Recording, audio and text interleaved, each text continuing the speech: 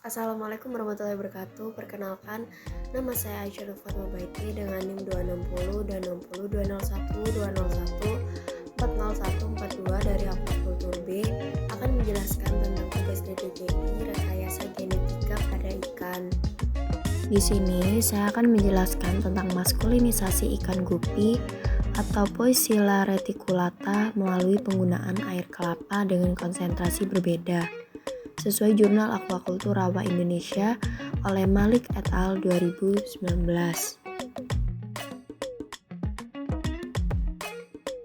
Secara morfologi, gupi jantan lebih menarik dibanding betinanya karena lebih menguntungkan daya tarik serta daya jual yang tinggi. Salah satu upaya untuk mendapatkan ikan gupi jantan yang lebih tinggi dengan teknik seks reversal yang bersifat monoseks. Salah satunya adalah maskulinisasi. Maskulinisasi adalah metode untuk mengarahkan kelamin ikan menjadi jantan pada masa diferensiasi kelamin dengan pemberian 17 alfa metil testosteron dan aromatase inhibitor. Namun, penggunaannya relatif mahal dan telah dilarang dalam kegiatan aquaculture karena salah satu bahan pencemar dan bersifat karsinogenik. Oleh karena itu, dapat diganti dengan penggunaan air kelapa pada induk ikan gupi karena air kelapa mampu menghasilkan presentase jantan yang tinggi. Berikut merupakan alat dan bahan yang digunakan untuk penelitian ini.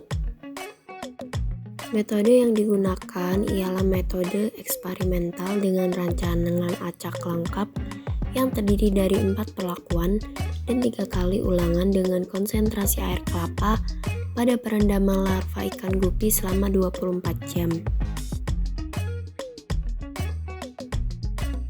Pertama, buah kelapa hibrida sangat mudah, diambil airnya sebanyak 200 ml dan ditambahkan air 800 ml lalu masukkan ke dalam wadah perendaman untuk perlakuan konsentrasi 20%. Untuk konsentrasi 30 dan 40% dilakukan dengan cara yang sama dengan menambahkan air kelapa sesuai dengan perlakuan. Kedua, larva ikan berumur 2 hari 3 pemijahan alami direndam dalam toples ukuran 1,5 liter dengan kepadatan 15 ekor liter /-1 selama 24 jam. Setelah direndam selama 24 jam, larva dipindahkan dalam toples bervolume 5 liter yang diisi air sebanyak 3 liter sampai ikan berumur 46 hari. Pemberian pakan Artemia diberikan pada larva berumur 4-18 hari dengan kepadatan 10 Artemia untuk 1 ekor larva ikan dengan kandungan protein 40-50%. Sedangkan Dapnia diberikan pada larva berumur 19-25 hari dengan kepadatan 6 Dapnia untuk 1 ekor larva ikan dengan kandungan protein 60% dan Tubivex pada umur 26-45 hari dengan kandungan protein 70%. Keempat, pemeriksaan benih ikan gupi dapat dilakukan setelah pemeliharaan larva selama 45 hari.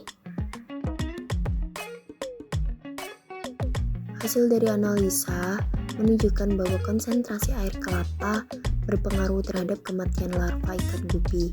Presentase tertinggi pada perlakuan P0 kontrol, yakni sebesar 100%, dan terendah pada perlakuan P3 sebesar 82,33%. Kematian larva ikan gupi yang berumur 2 hari pada saat perendaman diduga disebabkan oleh kemampuan dari larva ikan untuk beradaptasi dengan kondisi lingkungan perairan yang kurang optimal. Meskipun demikian, penggunaan larutan air kelapa dengan konsentrasi 20-40% pada saat perendaman menghasilkan kelangsungan hidup lebih baik.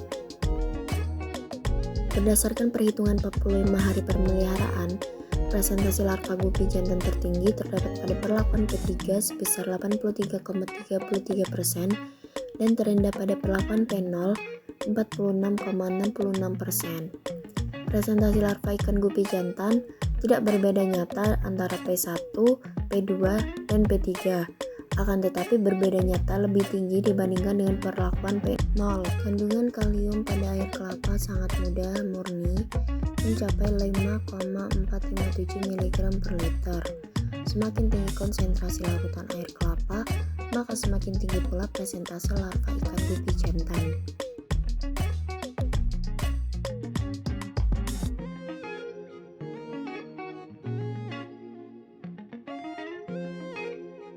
Keberhasilan dalam melakukan maskulinisasi dipengaruhi oleh ketepatan konsentrasi penggunaan dari bahan dan lama waktu perendaman tersebut. Kecenderungan perendaman dengan waktu yang relatif singkat menyebabkan proses dalam seks reversal berlangsung kurang sempurna. Pemberian dosis hormon steroid yang tepat akan menghambat pembentukan ovari, dan sebaliknya, pembentukan gonad jantan semakin cepat sehingga gonad akan berkembang menjadi testis. Berdasarkan hasil perhitungan selama pemeliharaan, presentase kelangsungan hidup larva ikan gupi berkisar 83,33% sampai 100%. Berdasarkan analisis sidik ragam dengan selang kepercayaan 95%, alfa sama dengan 0,05, menunjukkan bahwa kelangsungan hidup ikan gupi memiliki pemeliharaan cukup tinggi pada penelitian ini. Hal ini disebabkan karena tidak ada lagi efek lebih lanjut dari setelah perendaman dengan air kelapa.